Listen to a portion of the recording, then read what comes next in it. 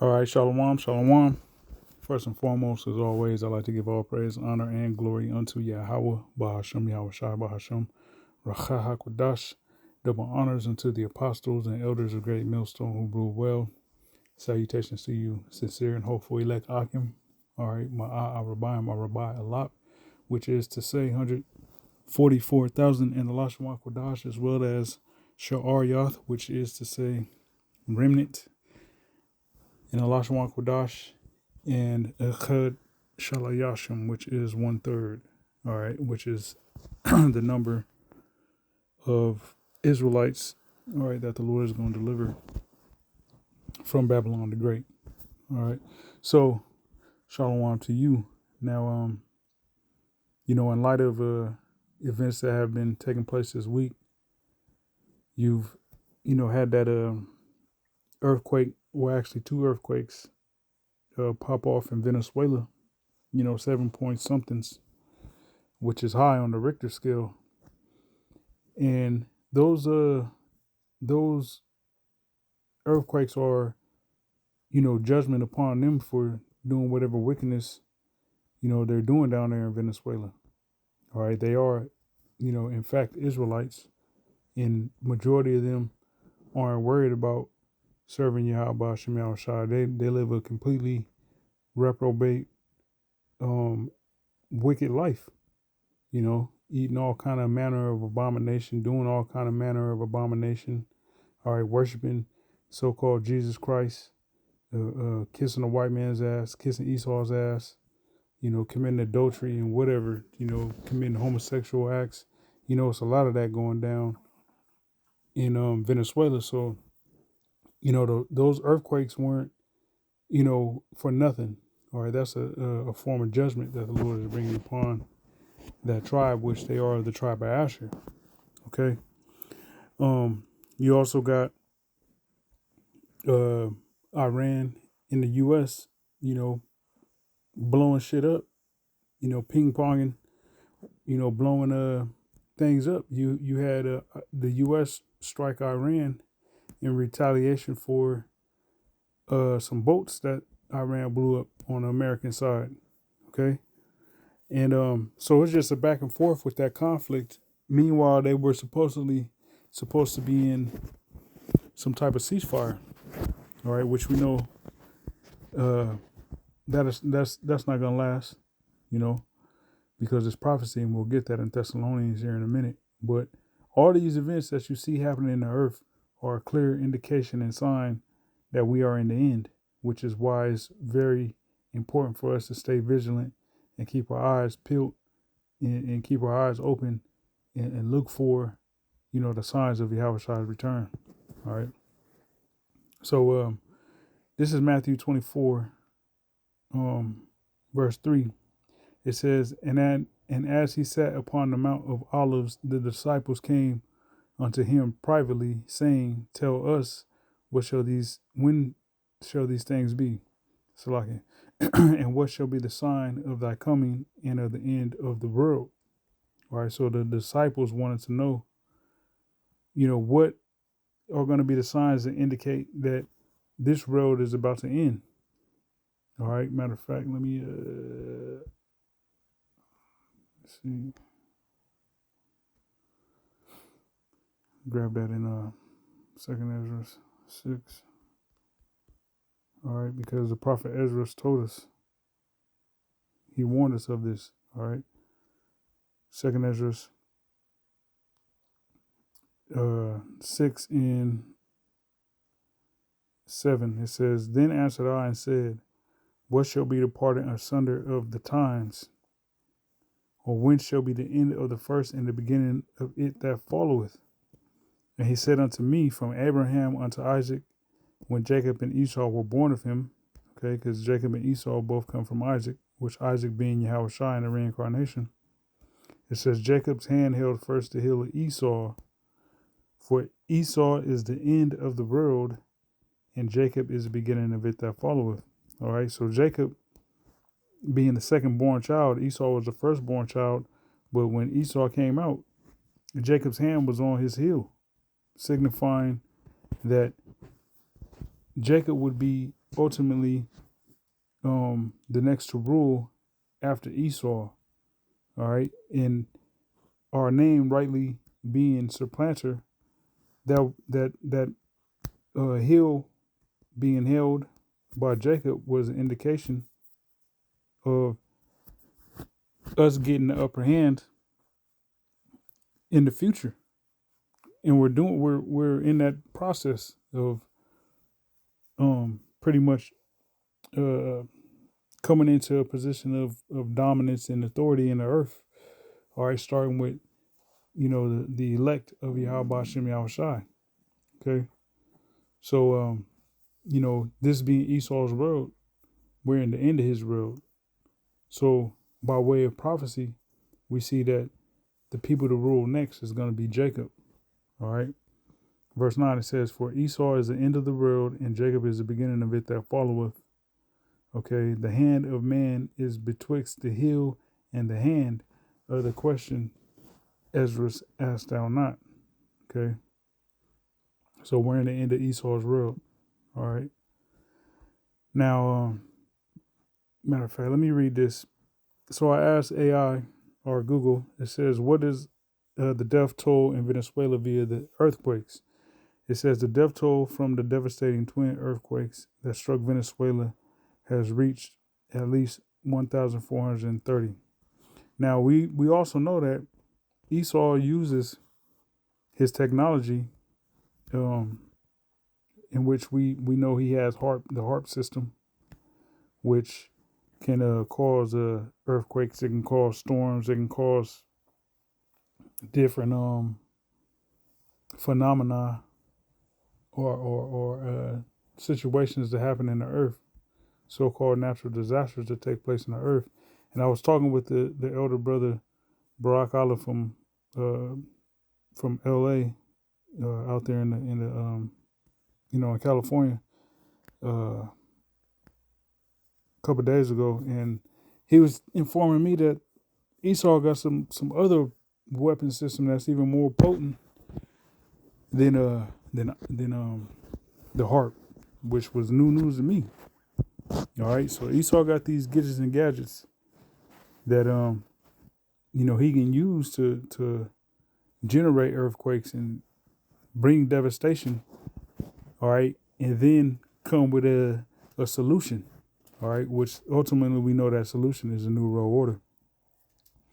All right, so it says the back-to-back earthquakes with magnitudes of 7.2 and 7.5 hit the country, including the capital, Caracas, and the hard-hit state of La Guaira, if I'm pronouncing that correctly. It says leaving over 3,200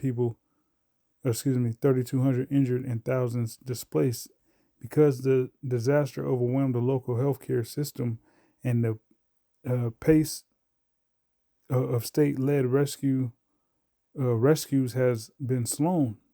All right, so just like over in Gaza, you got all the hospitals have been bombed in Gaza, so that puts a strain on the pace of so-called rescue missions, and it's the same thing here with these earthquakes, man. The earthquakes were so devastating that razor even to the foundations thereof, man. You got buildings that's just completely toppled over, structures all destroyed, people still, as it's gonna say, it says the rescues has been slow. Affected communities and international search teams are urgently racing to find remaining survivors in the rubble. Okay, so you got people stuck under that rubble that's been there damn near a week, still alive, clinging on to. Eventually, if they ain't found in time, they're gonna end up dying. Okay, so it's a it's a bad situation over there. Okay, so jumping back to this Matthew 24 and verse 3, it says, and as he sat upon the Mount of Olives, the disciples came unto him privately, saying, Tell us, what shall when shall these things be, and what shall be the sign of thy coming and the end of the world? All right, Esau's world. And Yahushua answered and said unto them, take heed that no man deceive you. And you have a lot of people, all right, trying to deceive the Israelites. A lot of these various Israelite groups, their leaders, such as General Yohana of ISUPK, Bishop Nathaniel of IUIC, those men have been set up to deceive Israelites.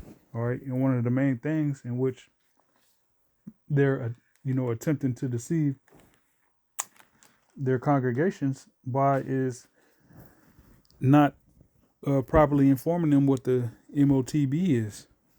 Okay. It says, for many shall come in my name, saying, I am the anointed, I am Mashiach, and shall deceive many. All right, and you do have a lot of bug outs out there that claim to be the Messiah, whether they use the name Jesus Christ or they use the name Yahweh Shai. All right, we've seen examples of that, just completely bugged out individuals claiming to be the Lord. All right, so you had that idiot out in Africa that said it was going to flood and build an ark and all that. Just bugged out people, man. All right, Most High sending certain people strong delusions. Verse 6, it says, and ye shall hear of wars and rumors of wars. See that ye be not troubled, for all these things must come to pass, but the end is not yet. All right, so we see, wars and rumors of wars. The whole debacle with not Venezuela, excuse me, Iran in the U.S., in Israel. Okay, you got Russia and Ukraine, right? China and Taiwan. All right, you got a war popping off, battles popping off, wars of rumors of wars popping off, and the tensions is and the conflicts are just increasingly getting more and more kinetic.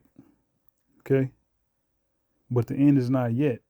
All right, it says, for nation shall rise against nation, and kingdom against kingdom, and there shall be famines. All right, and we are entering a famine. All right, these oil prices are about to skyrocket. Oil reserves is going to be depleted.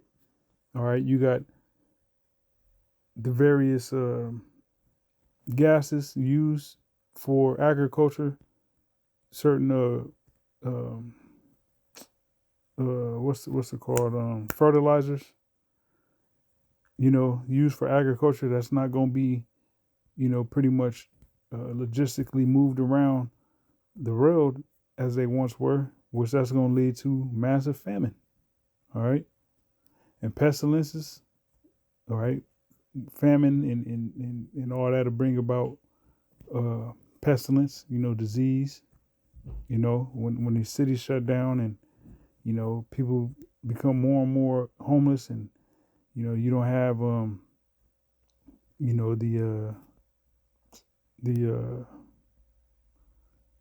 what's the word I'm looking for? Like the water, the sanitation system. There we go.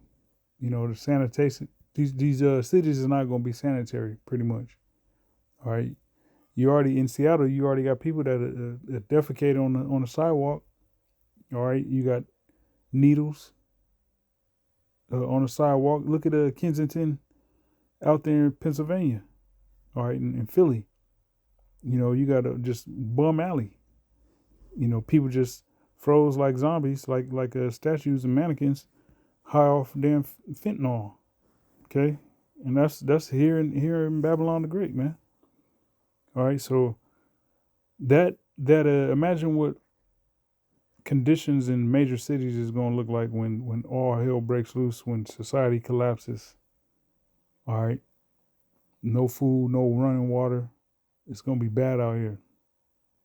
Okay. It says, in pestilences and earthquakes in diverse places. All right. So we see these earthquakes taking place, and those are a clear sign that we are in the end. Okay. Which is why we got to be vigilant. It says, all these are the beginning of sorrows. All right. Next precept. Let me read Habakkuk first.